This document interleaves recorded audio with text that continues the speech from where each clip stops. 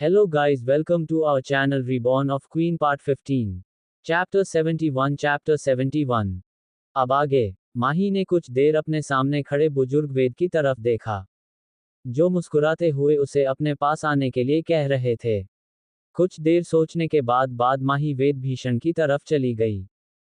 वही वेद भीषण जी जो मुस्कुराते हुए माही की तरफ देख रहे थे। उसे अपनी तरफ आता देखकर उन्होंने अपने पास खड़े एक शिष्य से कुछ इशारा किया, जिसे सुन वह जल्दी से वहां से चला गया। वही वेद भीषण ने मुस्कुराते हुए माही से कहा, तुम कुंदन राज्य की वेद विशंभर की शिष्य नयनतारा हो ना? वही माही जो वेद भीषण के ऐसे अचानक उसके बुलाने से थोड़ी असमंजस में थी। उनके पूछे गए सवालों को सुनकर वह कुछ समय के लिए चुप हो गई। इस समय माही ने जो रूप ले रखा था, उसके बारे में माही को सिर्फ थोड़ी बहुत ही जानकारी थी, जिसमें माही को उसका नाम और वह यहाँ किस कार्य से आई थी, बस इतना ही उसके बारे में पता था। उसे नहीं पता था कि यहाँ के गुरु भी इस लड़की को जानते हों। गेज जिसे सोच माही थोड़ी परेशानी में आ गई। क्या वह कभी पहले उससे मिले थे, या उन्होंने एक दूसरे से कभी बातें की थी? कहीं ऐसा तो नहीं वह उनके संपर्क में हो। वही माही के इन ख्यालों से अनजान वेद भीषण जी ने मुस्कुराते हुए माही से कहा, तुम्हारे गुरु का पत्र आज सुबह ही मुझे मिला। उन्होंने खास तौर पर तुम्हारा विवरण उसे पत्र में किया। वैसे तो मैं पहली बार तुमसे मिल रहा हूं, पर उन्होंने तुम्हारी पहचान के लिए मुझे ये निशानी भेंट में भेज दी थी, जिसे मैं तुम्हें पहचान पाया हूं। जिसे सुन माही ने उनके हाथों में इस जलपरी के टोकन को देखा, जो माही को नयनतारा की बॉडी से भी मिला था। जिसे देख माही समझ गई कि जरूर यही वह चीज थी, जिस कारण वह इतने ध्यान से माही की तरफ देख रहे थे। माही ने जल्दी से सभी बातों को संभालते हुए अपना सर झुकाते हुए उन्हें प्रणाम किया। आपका धन्यवाद वेद भीषण जी, जो आप यहाँ मेरी सहायता के लिए पधारे। जिसे सुन वेद भीषण ने मुस्कुराते हुए कहा, इसमें धन्यवाद कहने की कोई आवश्यकता नहीं है। तुम्हारे गुरु का मुझ पर एक एहसान था, जो अब मैं तुम्हारी सहायता करके उतार सकता हूँ। फिर उन्होंने हंसते हुए माही को अपने साथ अपनी बगी में चलकर राजमहल जाने का प्रस्ताव दिया। जिसे सुन माही ने भी ज्यादा नानुकुर करते हुए अपना सर हाँ में हिलाया और अपने पास रखा कुछ सामान उठाकर वेद भीषण जी के साथ उनकी बगी में जा बैठी। वही वेद भीषण जी ने अपने कुछ शिष्यों को वहां आए कुछ अन्य वेदों को भी अच्छी तरह जांचकर उन्हें अपने साथ राजमहल लाने का आदेश दिया। इस समय वेद भीषण विश्रामगृह से निकलकर राजमहल की तरफ प्रस्थान कर चुके थे। उनके पीछे 4 और बगिया थी, जिनमें लगभग 8 वेद उन सभी के साथ आज समुद्र राज्य के राजमहल की तरफ प्रस्थान कर रहे थे। वहीं पहली बगमेंगी बैठे वेद भीषण जी ने माही से चिकित्सा के और जहर से संबंधित काफी सवाल जवाब किए, जिनका माही ने बहुत ही बेहतरीन तरीके से जवाब दिया। जिसे सुन वेद भीषण जी बहुत ही प्रसन्न हुए। उन्होंने खुश होते हुए माही से कहा, आपके ज्ञान को देखकर हमें आप पर पूर्ण विश्वास हो रहा है कि आप जरूर हमारे राजकुमार और राजकुमारी की उस कठिन बीमारी का इलाज निकल सकती है। आपको शायद पता नहीं, पर हमारे राजकुमार और राजकुमारी को एक बहुत ही घातक विषैले जहर ने घेर लिया है, जिसके इलाज के लिए ही यहाँ आप सभी को आमंत्रित किया गया है। अगर किसी भी वेद ने उसे घातक बीमारी का इलाज निकाल लिया, तो हमें पूर्ण विश्वास है कि उस वेद को वेदों की प्रणाली में सबसे उच्च स्थान दिया जा सकता है। फिर उन्होंने थोड़ा उदास होते हुए आगे कहा, हमें कभी कभी खुद पर शक होता है कि हम इतने काबिल वेद हैं, परंतु हम भी उस घातक बीमारी का इलाज नहीं निकल पा रहे हैं, जिस चीज का हमें बहुत दुख हो रहा है। हमने कभी भी अपने वर्षों के इलाज में ऐसे किसी घातक जहर के बारे में नहीं जाना, जिस चीज के बारे में हमने आपके गुरु से पत्र द्वारा बातें की, जब उन्होंने हमें आपके बारे में बताया कि आप बहुत ही काबिल और होनहार वेद है। हमें पूर्ण विश्वास है कि आप अपने गुरु के कहे हुए हर एक शब्द पर पूर्ण तरह से अमल करेंगे। वही माही, जिसे उम्मीद नहीं थी कि यह इतने सीरियस दिखने वाले वेद इतनी बातें कर सकते हैं, वह बस पूरे रास्ते उनकी बातों में हमें हाँ मिलती रही। उसे पर सब इंतजार था कि वह जल्द से जल्द राजमहल पहुंचे और उसका पीछा वेद भीषण जी से छूटे। इसी तरह बातें करते करते वह लोग धीरे धीरे राजमहल की तरफ पहुंचने लगे। वही वेद भीषण ने माही से इतनी बातें कर ली थी कि माही को भी यह सफर किसी शादियों के बराबर लग रहा था। कुछ देर बाद इस समय विश्रमशाला से आए सभी वेद राजमहल के दरबार में बैठे हुए थे। वही माही भी वेद भीषण के साथ उनके पास एक स्थान पर बैठी हुई थी, जो कि वेद भीषण ने जिद करके उन्हें अपने पास बैठने के लिए कहा था। माही ने भी उन्हें अपने ऊपर ज्यादा शक नहीं होने देने के लिए हाँ कर दी। इसलिए उसने भी ज्यादा सवाल जवाब ना करते हुए उन्हें के पास बैठना सही समझा। यहाँ आए सभी लोगों अब इंतजार था, तो समुद्र राज्य के राजा का चंद्रसेन से भेंट करने की उत्सुकता। यहाँ आए सभी वेदों के चेहरे पर यह साफ नजर आ रही थी कि वे सभी यहाँ राजा चंद्रसेन से मिलने के लिए कितने उत्साहित है। कौन व्यक्ति नहीं होगा जो अपनी पहचान उच्च घरानों में करने के लोगों तक मेल जोल बढ़ाना नहीं चाहेगा, जिससे उसकी स्थिति और वर्चस्व दोनों ही बढ़ सके। ऐसे ही यहाँ आए लोगों के ख्याल थे। कुछ समय के इंतजार के बाद बाहर खड़े दरबान में राजा के आने का आदेश सभी को दिया, जिसे देख सभी लोग उनका सम्मान करने के लिए वहां खड़े हो गए। और तभी दरबार का दरवाजा खुला, जिसमें से राजा चंद्रसेन पधारे। इस समय उनके चेहरे पर रहने वाला तेज और रौनक काफी कम नजर आ रही थी। उनका वजन भी पहले के मुकाबले बहुत कम हो चुका था, और उनकी उम्र जो पहले बहुत कम नजर आती थी, इन कुछ ही दिनों में वह दोगुनी होने लगी थी। इस समय वह पहले से भी अधिक वृद्ध और बीमार नजर आ रहे थे। वही माही बहुत ध्यान से राजा चंद्रसेन को देख रही थी। उनकी ऐसी दशा देखकर माही को कुछ ज्यादा फर्क नहीं पड़ा। वैसे भी इस व्यक्ति को जितनी सजा मिले वह उतनी कम थी। अभी तो इसके गुनाहों की सजा शुरू हुई थी, और इसकी हालत अभी से ही ऐसी हो चुकी थी, जिसे सोच माही मुस्कुरा उठे। वही इस समय सभी का ध्यान राजा चंद्रसेन पर था, इसलिए किसी का ध्यान माही पर नहीं गया। पर तभी राजा चंद्रसेन के पीछे आए व्यक्ति को देखकर माही की आंखों में अचानक उलझन आ गई। तभी अचानक माही के कानों में राजा सोम की आवाज गूंजी। ज्यादा हैरान होने की बात नहीं है, ये चंद्रसेन का सबसे बड़ा पुत्र विक्रम चंद्रसेन है। जिसे सुन माही सामने से आते उस युवक को देखने लगी, जिसकी शक्ल हूबहू राजा चंद्रसेन से मिलते थी। उसे देखकर ऐसा लग रहा था कि यह व्यक्ति राजा चंद्रसेन का दूसरा रूप है। सामने खड़ा युवक एक 25 साल का सुंदर और अपने पिता के समान सौम्य व्यक्ति नजर आ रहा था, जिसके चेहरे पर एक बहुत ही सौम्य मुस्कान बनी हुई थी, जिसके साथ वह सभी को प्रणाम किया जा रहा था। जिसे देखकर सामने खड़े सभी व्यक्तियों को देखकर ऐसा लग रहा था कि यह व्यक्ति कितना सौम्य और उदार दिल का मालिक है। परंतु इसकी सच्चाई तो राजा सोम ने कुछ समय पहले ही माही को बता दीजिए, जिसे सुन माही को इस व्यक्ति से ज्यादा फर्क नहीं पड़ा। चैप्टर 72 राजा कुमार विक्रम। माही का ध्यान इस समय राजा चंद्रसेन के पीछे खड़े उनके सबसे बड़े पुत्र विक्रम चंद्रसेन पर था। ये व्यक्ति दिखने में जितना सौम्य और सभ्य नजर आ रहा था, यह उसके उलट अपने बाप से भी ज्यादा करूर पर गिरा हुआ व्यक्ति था।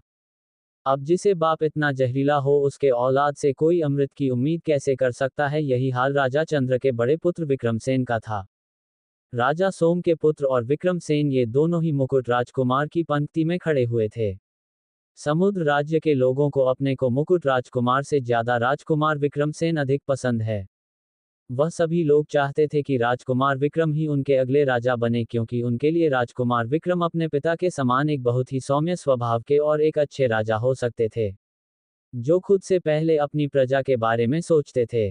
ये सारी नीतियां राजा चंद्रसेन की बनाई हुई थी, जिससे वह अपने पुत्र को राजा सोम के पुत्र से श्रेष्ठ दिखाकर बिना किसी गड़बड़ के अपने बेटे को ही अगला राजा बन सके। माही चुपचाप इन दोनों बाप बेटे का नाटक देख रही थी, जो अपने चेहरे पर दुनिया जहां की लाचारी और दुख दिखते हुए सभी से बड़े सौम्य तरह से मिल रहे थे। जिसे देख माही की भौहें सिकुड़ गई।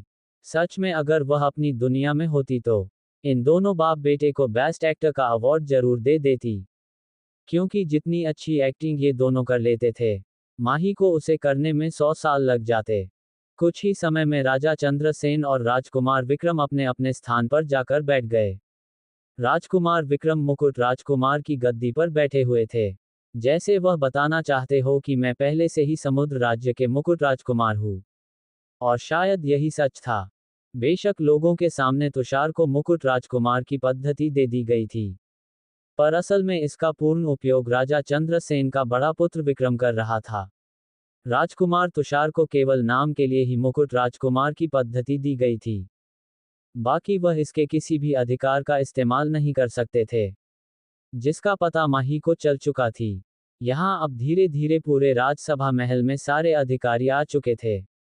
बस वहां नहीं थे तो समुद्र राज्य के होने वाले मुकुट राजकुमार तुषार सेन, जो इस चीज को साफ दर्शाता था कि यह लोग तुषार के साथ किस तरह का बर्ताव उनके साथ करते हैं। अब तक माही भी अपने स्थान पर बैठ चुकी थी। तभी राजा चंद्रसेन ने वहां आए सभी अतिथियों को सम्मान करते हुए उन सभी को यहां आने के लिए धन्यवाद किया।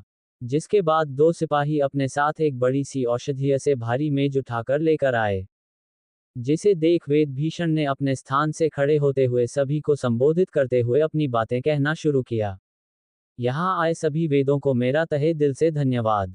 जैसा कि आप सभी इस विशाल औषधि मेज को देख सकते हैं, जिस पर आपको हर प्रकार की औषधियां उपलब्ध है। जो भी व्यक्ति इसमें से 3 सबसे घातक जहरों को बनाकर उनका एंटीडोट निकल पाया, वही वेद आगे हमारे राजकुमार और राजकुमारी के इलाज में सहायता कर सकता है। यह आप सभी के लिए एक छोटी सी परीक्षा है, जिस पार कर आप आसानी से हमारी सहायता में सहयोगी बन सकते हैं।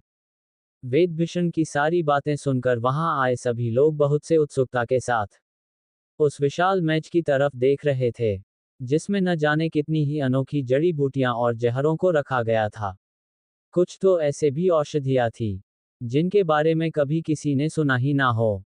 वही माही, जो बहुत ही ध्यान से सामने रखे औषधियों को देख रही थी, उसने वैसे तो इन सभी औषधियां को अपने सामने से नहीं देखा था, परंतु उसके गुरु धना आचार्य जी ने उसे उन औषधियों से संबंधित बहुत सी किताबें भेद में दी थी, जिसमें इस दुनिया के सभी किताबों का जिक्र किया गया था, जिन्हें पढ़कर ही माही को यहाँ रखे गए।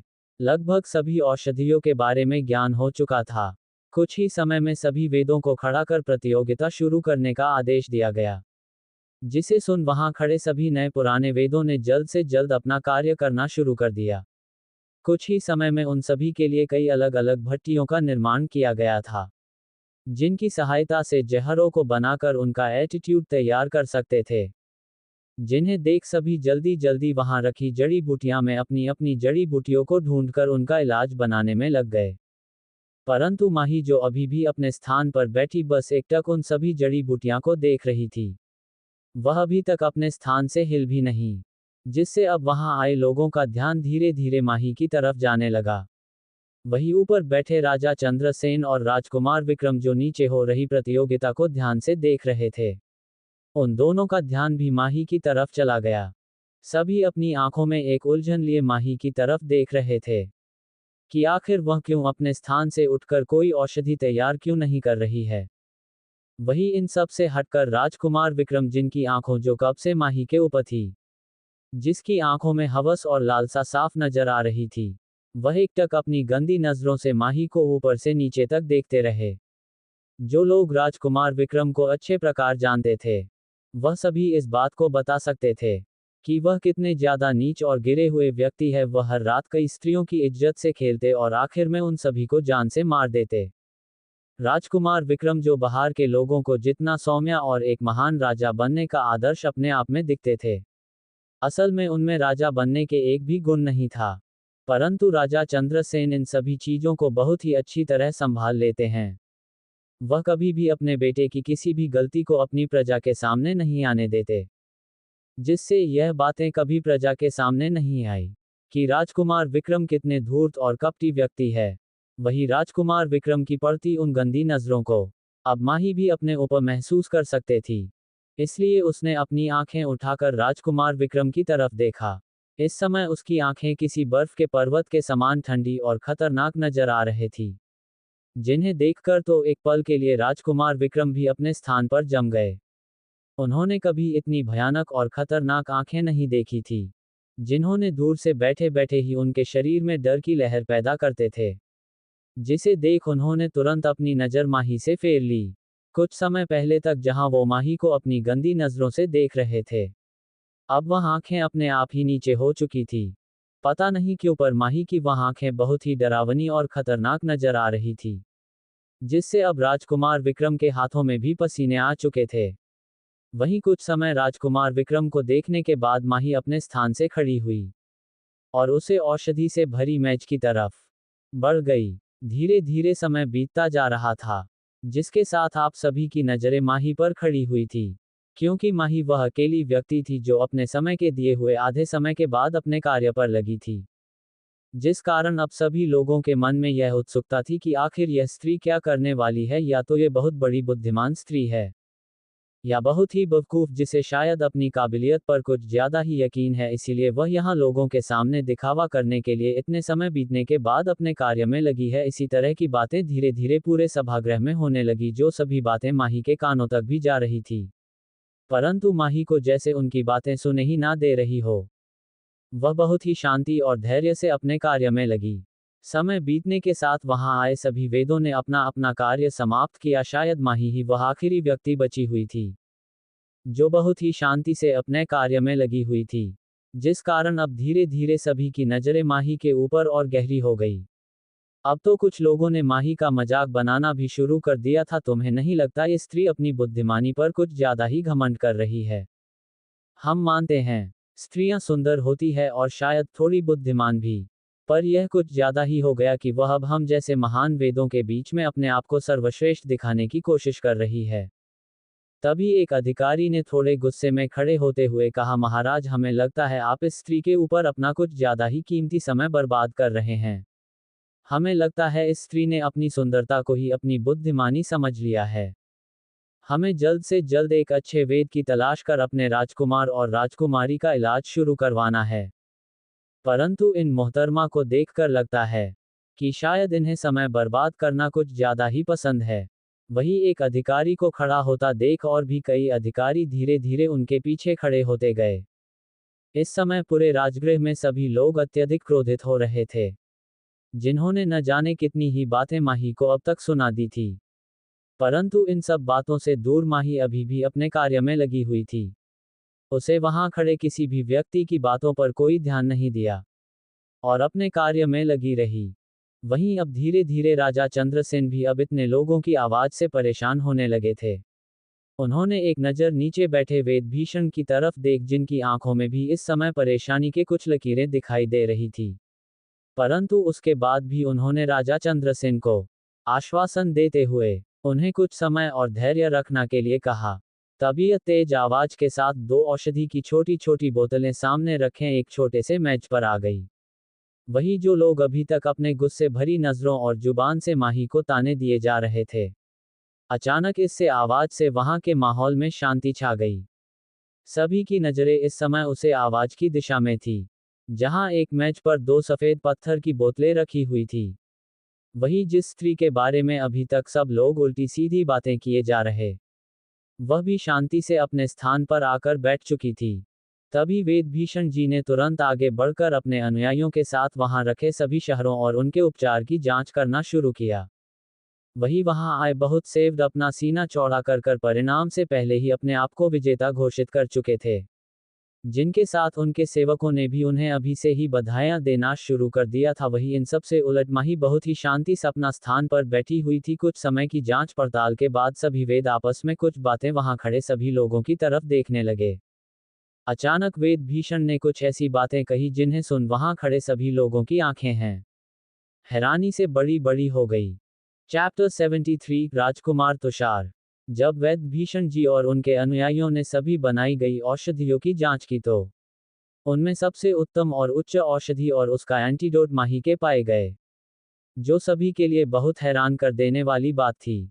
जब माही बहुत समय तक अपने स्थान पर बैठी रही, तब वेदभीषण जी को भी लगने लगा था कि शायद उन्होंने माही से कुछ ज्यादा उम्मीद लगा ली है।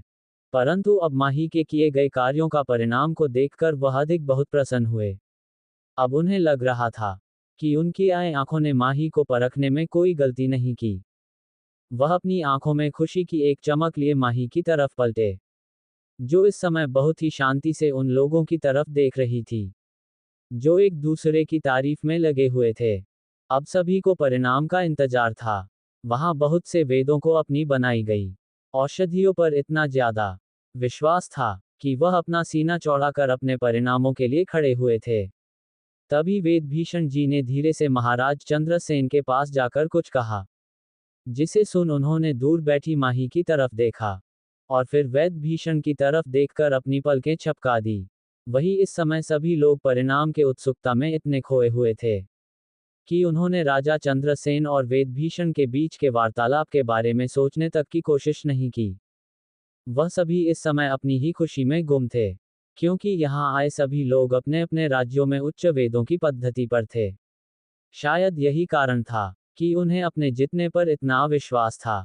तभी राजा चंद्रसेन ने अपने स्थान से खड़े होते हुए एक मुस्कान के साथ वहां आए सभी लोगों से कहा, जैसा कि आप सभी जानते हैं, हमने यहाँ एक उच्च वेद की तलाश में इस प्रतियोगिता का आयोजन किया था, जिसका परिणाम भी अब आ चुका है। जिस वेद का परिणाम इस परीक्षा में सबसे अव्वल आया है, वह है वेद विशंभर की शिष्य नयनतारा, जिन्होंने इस परीक्षा में सबसे उच्च परिणाम हासिल किए हैं। उनके द्वारा बनाए गए एटीट्यूड बहुत ही खास और अव्वल दर्जे के हैं, जिनका मुकाबला शायद स्वयं वेदभीषण जी भी ना कर पाए, जिसे उन्होंने स्वयं हमसे कहा है। कुछ समय बाद इस समय माही एक बड़े से कक्ष में बैठी सामने खिड़की से चमकते चांद को देख रहे थी।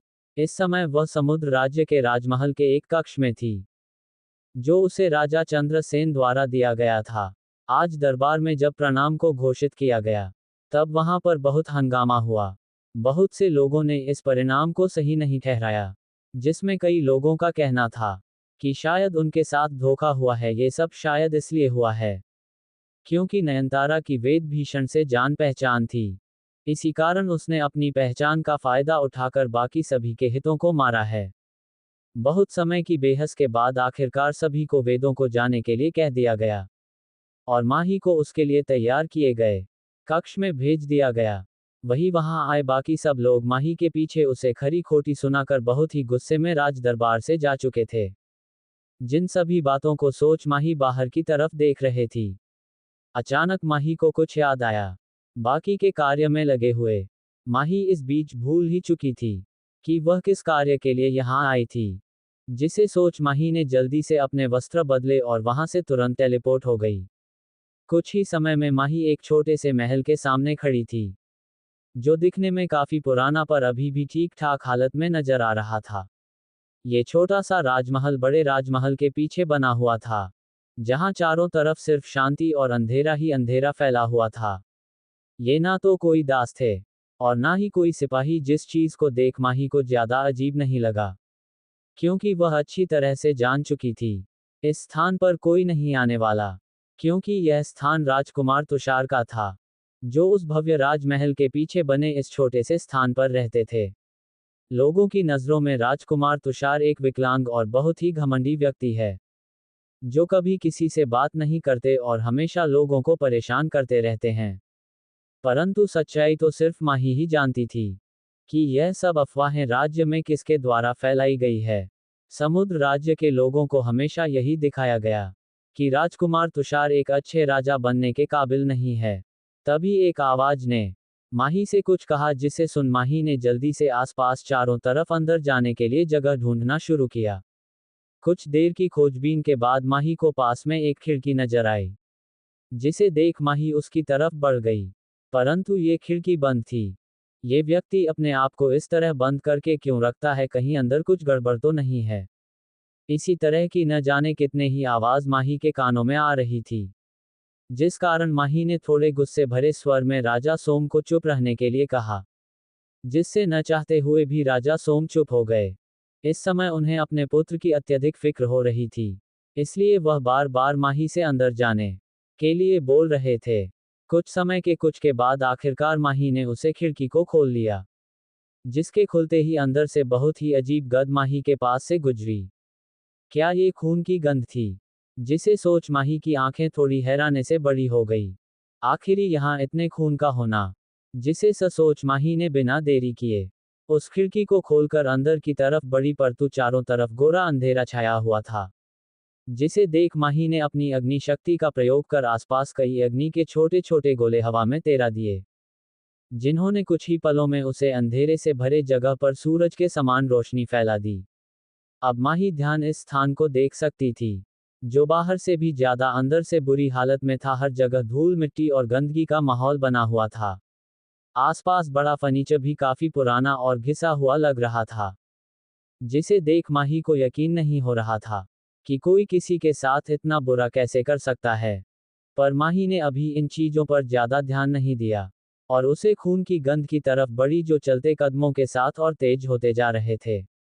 कुछ ही समय में माही एक कक्ष के सामने आकर रुकी, जिसे देख मही ने जल्दी से उसका दरवाजा खोला तो उसका ध्यान बिस्तर पर पड़े एक 24-25 साल के युवक पर गया, जिसका चेहरा बिल्कुल सफेद पड़ चुका था। उसके शरीर पर इस समय सिर्फ कुछ ही कपड़ों के अलावा और कुछ नहीं था, जिससे उसके शरीर के ऊपर के घाव आसानी से देखे जा सकते थे। उसे देखकर ऐसा प्रतीत हो रहा था जैसे किसी ने हजारों चाकू को उसके ऊपर वार किया हो।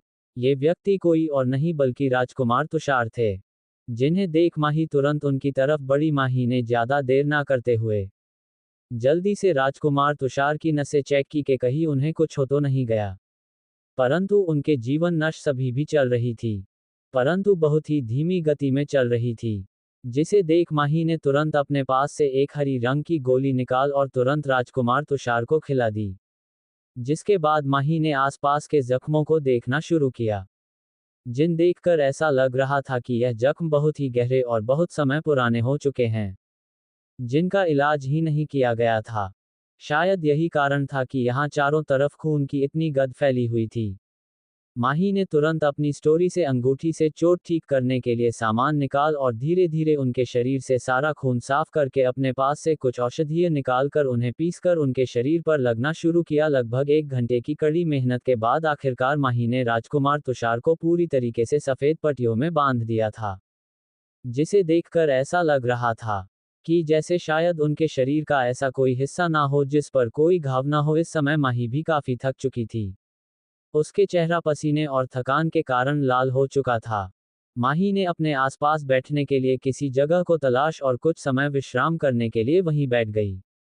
इस समय तक घोर अंधेरा हो चुका था, परंतु माही ने जब राजकुमार के कक्ष के दरवाजे को खोल था तो बाहर से आती रोशनी इस समय कक्ष को देखने लायक बना रही थी। अब माही का ध्यान इस कक्ष पर गया कि यह कितना पुराना और शायद बहुत लंबे समय तक साफ नहीं किया गया है। इसका मतलब यह था कि यहाँ पर शायद कभी कोई व्यक्ति आता ही नहीं था। तब जाकर माही का ध्यान राजकुमार तुषार पर गया था, जिनके चेहरे की रौनक अब धीरे धीरे वापस आ रही थी। राजकुमार प्रसाद एक दुबले पतले बहुत ही कमजोर युवक नजर आ रहे थे, परंतु उनके चेहरे का आकार और खूबसूरती बिल्कुल उनके पिता राजा सोम की तरह ही खूबसूरत थी। शायद उनकी आंखें भी उन्हीं की तरह नीली होगी, परंतु कमजोरी के कारण इस समय वह बहुत ही ज्यादा बीमार और कमजोर नजर आ रहे थे। तभी राज सोम की आवाज माही के कानों में आई। उसे अत्याचारी ने मेरे पुत्र की क्या दशा कर दी है। इसकी तो शायद कोई गलती भी नहीं थी, तो किस चीज की सजा वह मेरे पुत्र को दे रहा है। अगर आज इस समय मेरे हाथों में कुछ होता तो मैं स्वयं अपने हाथों से उसे कमीन की जान ले लेता। इस समय राजा सोम की आवाज में गुस्सा और लाचारी साफ सुनाई दे रही थी। चैप्टर 74 कुछ यादें। इस समय राजा सोम अपने पुत्र की ऐसी दशा देखकर अत्यधिक पीड़ा महसूस कर रहे थे। उन्हें इस बात का अत्यधिक दुख था कि वह अपने बेटे के सामने होते हुए भी उसकी कोई सहायता नहीं कर सकते थे, जिस चीज का अफसोस उनकी आंखों में साफ साफ झलक रहा था। राजा चंद्रसेन के कारण उन्होंने पहले ही अपने हंसते खेलते परिवार को खो दिया, और इसके बाद अब उनका पुत्र भी इतनी पीड़ा से गुजर रहा था, जिस कारण राजा सोम को राजा चंद्रसेन से अब और अधिक घिन होने लगी थी। अगर आज राजा सोम के पास थोड़ी भी शक्तियां होती तो वह आज ही जाकर राजा चंद्रसेन को जान से मार डालते, परंतु अब उनके हाथों में कुछ नहीं था। उनकी सारी शक्तियां और ताकत राजा चंद्रसेन ने पहले ही छीन ली थी। वह अब सिर्फ एक आत्मा के अलावा कुछ नहीं बचे थे, जिस चीज का दुख आज पहली बार उन्हें अत्यधिक तड़पा रहा था। शायद ये सब उन्हीं की गलती थी। वह इतने लापरवाह हो चुके थे कि उन्होंने ध्यान ही नहीं दिया कि उनके पीठ पीछे क्या क्या षड्यंत्र रचे जा रहे हैं, जिनके परिणाम स्वरूप उनकी पत्नी और अब उनके पुत्र को अपनी जान देकर भुगतना पड़ रहा है। इस समय राजा सोम एकटक बिस्तर पर लेटे अपने पुत्र को देख रहे थे, जिसका स्वास्थ्य इस समय बहुत ही खराब था। उसका शरीर इतना दुबला पतला और सफेद पड़ चुका था जैसे उसके अंदर ना तो कोई मांस हो और ना ही खून। ऊपर से उसके शरीर पर हर जगह चोटों के निशान साफ नजर आ रहे थे, जिसे देख ऐसा लग रहा था कि जैसे वह पिछले 2-3 दिनों से इसी अवस्था में पड़ा हुआ है। यही सब सोचते हुए अचानक राजा सोम की आंखों में आंसू आ गए। अचानक उस शांत कक्ष में किसी चीज की हलचल हुई, जिसे सुन माही, जिसकी अभी अभी आंखें लगी थी, उसने तुरंत अपनी आंखें खोलकर सामने बिस्तर की तरफ देखा, जहां राजकुमार तुषार अपने स्थान से खड़े होने की कोशिश कर रहा थे। परंतु शरीर में हुए अनेकों घावों के कारण वह इसमें भी असफल रहे। इसी तरह कई बार राजकुमार तुषार ने बार बार खड़े होने की कोशिश की, परंतु कोई परिणाम नहीं निकला। वह इस बार भी सफल नहीं हो पाए। अचानक राजकुमार तुषार के कानों में एक शांत मगर बहुत ही मीठी सी आवाज गूंजी। अपने आप को ज्यादा कष्ट मत दो। तुम्हारा शरीर अभी घायल है, इसलिए अपनी नसों पर ज्यादा दबाव मत डालो। ये पहले से ही अत्यधिक कमजोरी है, अगर तुमने इन पर ज्यादा दबाव डालने की कोशिश की तो तुम्हारा पूरा शरीर अपंग हो सकता है। वही राजकुमार तुषार, जो अभी भी अपने आप को संभालने की कोशिश कर रहे थे, अपने कक्ष में किसी इंसान की आवाज सुनकर राजकुमार तुषार, जिसका ध्यान अभी अपने कक्ष पर गया ही नहीं था, उन्होंने जल्दी से अपनी नजर उठकर सामने की तरफ देखा। उनके बिस्तर से कुछ दूर एक कुर्सी पर एक बहुत ही खूबसूरत लड़की बैठी हुई थी, जो दिखने में तकरीबन 17-18 साल के आसपास लग रही होगी। उसने अपने लंबे घने बालों को ऊपर की तरफ बांधा हुआ था, जो उसकी सुंदरता में चार चांद लगा रही थी। परंतु उसकी वह सुंदर गहरी काली आंखें जो बिल्कुल भावहीन थी, वह इस समय तुषार की तरफ ही देख रही थी। राजकुमार तुषार अपने सामने बैठी लड़की को, जो किसी बर्फ की मूरत के समान खूबसूरत और अनोखी नजर आ रही थी, अचानक राजकुमार तुषार को कुछ याद आया, जिसे सोच उन्होंने आश्चर्य और असमंजस में सामने की तरफ देखता रहा। उसने कभी भी किसी ऐसे व्यक्ति को अपने आसपास नहीं देखा था। वह हमेशा ही अकेले रहा था। यहाँ बहुत ही कम बार कुछ दास दासियां आया करते थे, जो कुछ समय के लिए उसे भोजन दे जाया करते थे, या फिर विक्रम या राजा चंद्रसेन का परिवार यहाँ आया करता था, जो आकर उसे यहाँ प्रताड़ित करता। पर यह पहली बार था जब इन कुछ लोगों के अलावा पहली बार यहाँ कोई आया था, जो तुषार के लिए किसी सपने से कम नहीं था। तभी राजकुमार तुषार का ध्यान अपने कक्ष की तरफ गया, जो इस समय बिल्कुल साफ सुथरा और नया नजर आ रहा था। उन्होंने कभी अपने कक्ष को इतना साफ सुथरा नहीं देखा था, क्योंकि कोई भी दास दासी कभी भी उनके किसी कार्य को नहीं करते थे। ये पहली बार था जब उन्होंने अपने कक्ष को इतना साफ देखा था, जो उनके द्वारा नहीं किया गया था। राजकुमार तुषार अभी बहुत ही हैरानी से, कभी आश्चर्य से अपने कक्ष को तो कभी अचानक उनके कक्ष में प्रकट हुई स्त्री की तरफ देखने लगे, जिसके बारे में उन्होंने कभी ना सुना और ना ही कभी देखा। परंतु एक बात थी राजकुमार तुषार में, जो माही को बहुत ही अनोखी लगी। इतना सब कुछ होने के बाद भी उनके चेहरे पर दर्द की एक लकीर नहीं थी। वह बहुत ही शांति से कभी माही को देखते तो कभी अपने कक्ष को, परंतु वह कहीं से डरे हुए दिखाई दे रहे थे और ना ही घबराए हुए। तभी एक कमजोर मगर मर्दाना आवाज माही के कानों में आई, तुम कौन हो और यह मेरे घर पर क्या कर रही हो? जिसे सुन माही अपनी सोच से बाहर आई। माही ने अपने गहरी सुंदर पलकों को उठाकर अपने सामने बैठे इंसान को देखा, जो इतना घायल होने के बाद भी बहुत ज्यादा सावधान था। उसे देखकर ऐसा प्रतीक हो रहा था जैसे अगर माही ने कुछ भी करने की कोशिश की तो वह तुरंत माही पर हमला कर देगा। कुछ समय माहौल में इसी तरह शांति फैली रही। इसके बाद माही ने सिर्फ 2 शब्दों में से जवाब दिया, मुझे तुम्हारे पिता ने भेजा है। वही राजकुमार तुषार, जो अब माही पर और अधिक शक करने लगे थे। उन्हें ऐसा लग रहा था कि शायद माही को उनके चाचा राजा चंद्रसेन ने भेजा है, ताकि वह या तो उसे मार सके या और ज्यादा प्रताड़ित कर सके। परंतु जब राजकुमार तुषार ने माही के मुंह से अपने पिता के बारे में सुना, तो इतने समय में पहली बार उसके चेहरे पर कोई भाव नजर आए। इन 25 वर्षों में उसने कभी भी किसी भी व्यक्ति को उसके पिता के बारे में बातें करते हुए नहीं सुना था, और ना ही वह कभी ऐसे किसी व्यक्ति से मिला था जिसने कभी उसके पिता के बारे में उसे बताया हो। उसे याद है जब वह 7 साल का था, तो उसने अपने चाचा चंद्रसेन से अपने पिता के बारे में पूछने की कोशिश की थी कि आखिर उसके पिता कहाँ है। उस समय राजा चंद्रसेन ने उसे 2 दिनों तक कालकोठरी में बंद करके रखा था, जहां पर उसे बहुत ज्यादा प्रताड़ित किया गया था। उस समय के बाद जब भी कभी राजकुमार तुषार किसी व्यक्ति से अपने माता पिता के बारे में पूछने की कोशिश करते, तो उन्हें इस चीज के लिए कठिन सजा मिलती थी। जिसके बाद राजकुमार तुषार ने फिर कभी भी अपने माता पिता के बारे में नहीं पूछा। यहाँ तक कि तुषार ने कभी अपने माता पिता को देखा तक नहीं। उसे बड़े राजमहल में जाने की अनुमति नहीं थी, इसलिए वह हमेशा ही राजमहल के पीछे बनी इस छोटे से घर में रहता था, जहां पर उसके परिवार की कोई निशानी नहीं थी। इसलिए उसे नहीं पता था कि उसके पिता कैसे थे और उनकी मृत्यु किस प्रकार हुई। परंतु आज अचानक अपने पिता के बारे में सुनकर राजकुमार तुषार बहुत हैरान और आश्चर्य में थे। उसे समझ ही नहीं आ रहा था कि आखिर वह माही से क्या सवाल करें। तभी माही ने अपनी बातों को आगे बढ़ते हुए तुषार के सामने उसे सूर्य के आकार के लॉकेट को बढ़ा दिया। तुम्हारे पिता राजा सोम ने ही मुझे ये लॉकेट दिया था। उन्होंने कहा था कि जब भी मेरी मुलाकात तुमसे हो तो मैं तुम्हें ये दे दूं। जिसे सुन राजकुमार तुषार अपने हाथों में मौजूद उस सूर्य के आकार के लॉकेट की तरफ देखने लगे। इस लॉकेट को देखकर ही पता चल रहा था कि यह समुद्र राज्य के मूल्यवान खजाने में से एक है, जिसके बारे में उसने कई बार लोगों से सुना था कि उनके चाचा राजा चंद्र सिंह अपने गले में एक मूल्यवान वस्तु को धारण करते हैं, जो सूर्य के आकार में एक सुंदर हरी नील पत्थर में बना हुआ है। पर तुषार को ये समझ नहीं आ रहा था कि आखिर माही क्यों उसे इस लॉकेट को दे रही है। तभी माही ने अपनी बातों को आगे बढ़ते हुए कहा, इस लॉकेट पर अपने खून की एक बूंद को डालो। इसके बाद तुम्हें अपने सारे प्रश्नों के उत्तर मिल जाएंगे, जिनकी खोज तुम सालों से कर रहे हो। वैसे तो राजकुमार तुषार को किसी भी व्यक्ति पर भरोसा नहीं था, परंतु अब उन्हें अपनी जान की भी कोई परवाह नहीं थी।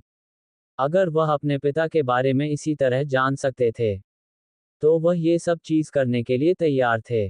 वैसे भी उनकी जिंदगी में ऐसा कोई नहीं था जिसके लिए वह जी सके। अगर सामने खड़ी औरत उन्हें किसी जाल में फंसाकर मारना भी चाहती थी, तो वह अब इस चीज का विरोध नहीं करना चाहते थे।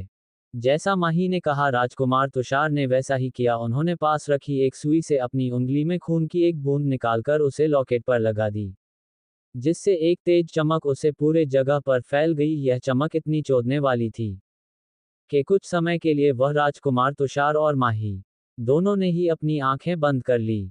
इसके बाद धीरे धीरे वह चमक कम होती गई। तभी तुषार को अपने सामने दो परछाइयां नजर आई, जो लॉकेट के प्रकाश में नजर आ रही थी।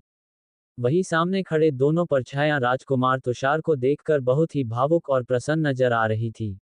उन पर परछों में से एक स्त्री थी तो दूसरा पुरुष। ये दोनों स्त्री पुरुष और कोई नहीं, राजा सोम और उनकी पत्नी भैरवी थी। यह इन दोनों की आत्माओं का कुछ हिस्सा था, जो उन्होंने वर्षों पहले इस लॉकेट में कुछ यादों के लिए इसमें बस दिया था, जो आज उनकी सहायता कर रहा था। तभी रानी भैरवी ने आगे बढ़ते हुए राजकुमार तुषार को गले लगाकर बड़े प्यार से उनका सर को सहलाते हुए कहा। चैप्टर 75, क्या है सच्चाई।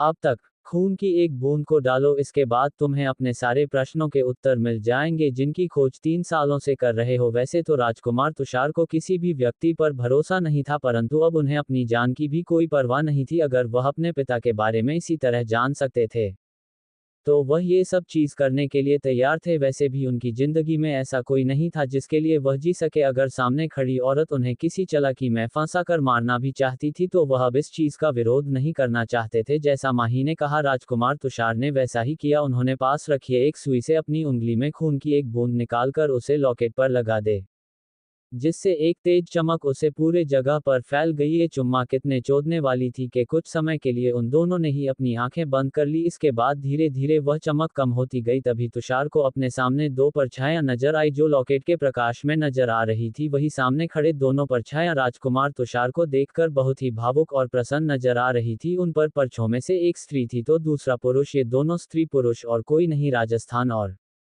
उनकी पत्नी भैरवी थे। यह इन दोनों की आत्माओं का कुछ हिस्सा था, जो उन्होंने वर्षों पहले इस लॉकेट में कुछ यादों के लिए इसमें बस दिया था, जो आज उनकी सहायता कर रहा था। तभी रानी भैरवी ने आगे बढ़ते हुए राजकुमार तुषार को गले लगाकर बड़े प्यार से उनका सर को सहलाते हुए कहा।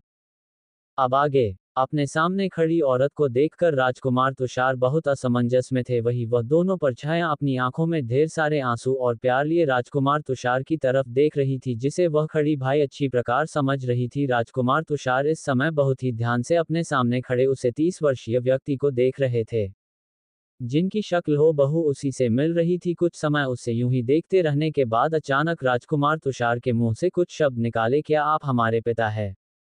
वही इतने वर्षों के इंतजार के बाद अपने पुत्र के मुंह से अपने लिए पिता शब्द सुनकर राजा सोंग, जो अपने सभी भावों को छुपाने की अत्यधिक कोशिश कर रहे थे, वह तुषार के कुछ ही शब्दों से बाहर आ गए। उनकी आंखों में इस समय दर्द के साथ साथ खुशी के आंसू भी भरे हुए थे, जिसके साथ वह अपने पुत्र की तरफ देख रहे थे। राजा सोंग हमेशा ही अपने पुत्र से बात करने के लिए तड़पते थे। उन्होंने कई बार प्रयत्न किया कि वह किसी भी तरह अपने पुत्र से बात कर सके, परंतु वह हर बार असफल रहते। इतने सालों के प्रयास के बाद जब आखिरकार आज उन्हें ये पल नसीब हुआ था, तो वह उनके लिए किसी सुंदर स्वप्न के समान खूबसूरत और कभी ना खत्म होने वाला प्रतीत हो रहा था। कुछ समय इसी तरह आसपास के माहौल में शांति फैल रही, जिसे तोड़ते हुए राजा सोम ने एक बड़ी से मुस्कान के साथ अपने पुत्र की तरफ देखते हुए कहा, हाँ पुत्र, मैं तुम्हारा पिता और समुद्र राज्य का राजा। राजा सोम वही अपने पिता का नाम और उनकी पहचान के बारे में जानकर राजकुमार तुषार को अत्यधिक हैरानी हो रही थी। उसने कई बार कुछ लोगों को चुप चुप कर उनके महान और दयालु राजा सोम के बारे में कई बार बातें करते हुए सुना था, जो अपने स्वभाव की भांति ही बहुत ही नर्म और वीर राजा थे। कुछ लोगों का कहना था कि उनके राज में हमेशा ही प्रजा अत्यधिक प्रसन्न और फलती फूलती रही थी। पर राजकुमार तुषार को यह नहीं पता था कि जिस महान सम्राट के बारे में उसने कुछ लोगों द्वारा सुना था, वह व्यक्ति कोई और नहीं उसके पिता हो सकते हैं। एक बार एकादशी ने आपस में बातें करते हुए बताया था कि उसके पिता भी राजा थे, परंतु तुषार, जिसे इन सभी बातों से अनजान रखा हुआ था, उसे उन बातों पर कभी भरोसा ही नहीं हुआ। आखिर कौन से लोग होंगे जो अपने राजा के बेटे को इस तरह दुख देंगे। उसे हमेशा ऐसा लगता था कि शायद उसके पिता कोई बाहरी व्यक्ति थे, जिसे लोग इतनी ज्यादा नफरत करते थे कि उनकी मृत्यु के बाद भी कोई भी व्यक्ति उनका नाम नहीं लेना चाहता था। कुछ समय बाद, इस समय राजकुमार तुषार अपने बिस्तर का सहारा लेकर एक तरफ बैठे हुए थे, जिनके बिल्कुल सामने माही और माही के पास वह दोनों परछायां खड़ी हुई थी। राजा सोम और उनकी पत्नी भैरवी ने आज राजकुमार तुषार को उनकी सारी सच्चाई बताती थी। उन्होंने राजकुमार तुषार को राजा चंद्रसेन द्वारा दिए गए धोखे, उनकी चालाकियां, जिनके कारण उन्हें अपना हंसता खेलता परिवार खोना पड़ा, और उनके परिवार जैसा राज्य, जिसे राजा सम ने बहुत ही प्यार और मेहनत से सजाया था, वह सब एक पल में राजा चंद्रसेन ने तबाह कर दिया। अपने माता पिता को इतने सालों बाद देखना और अपने चाचा की यह सच्चाई पता चलने के बाद राजकुमार तुषार बस एक तक अपने सामने खाली दीवार की तरफ देखे जा रहे थे। जब बचपन में उन्हें उनके चाचा और उनके परिवार द्वारा प्रताड़ित किया जाता, तो उन्हें कभी समझ नहीं आता कि आखिर क्यों उसे वह इस तरह कष्ट पहुंचते हैं।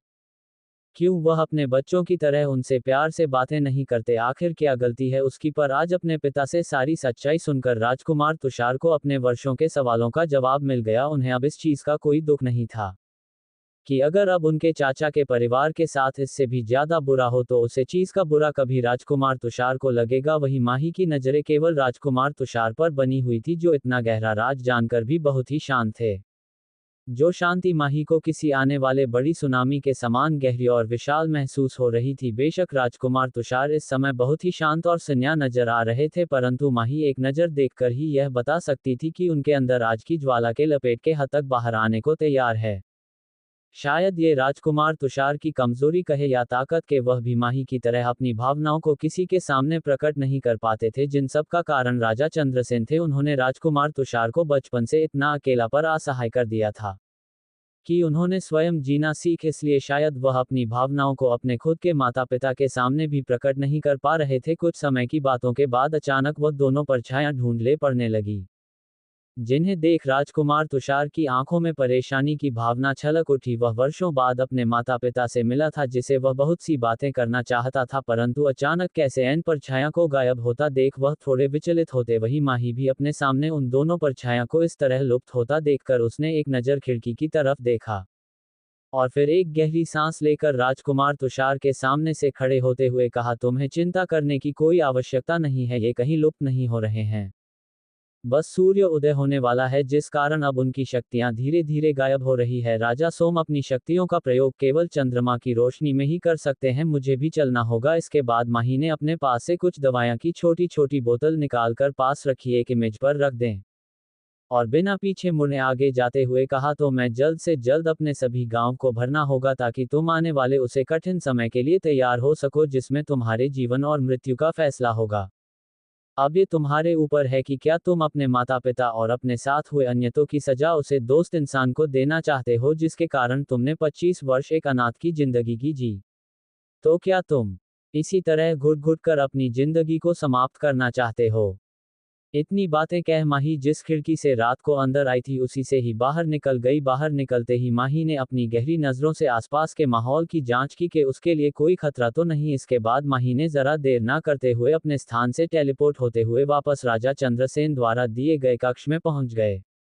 सूर्य उदय का समय हो चुका था। वही माही अपने कक्ष में वापस आकर अपने ध्यान मुद्रा में बैठ गई। कुछ समय से माही अपनी शक्तियों पर ज्यादा ध्यान नहीं दे पा रही थी, जिस वजह से उसे नहीं पता था कि उसकी शक्तियों का स्थान कितना बढ़ा या घटा है। इसलिए आज माही ने सारा तक देर ना करते हुए ध्यान में बैठने का फैसला की।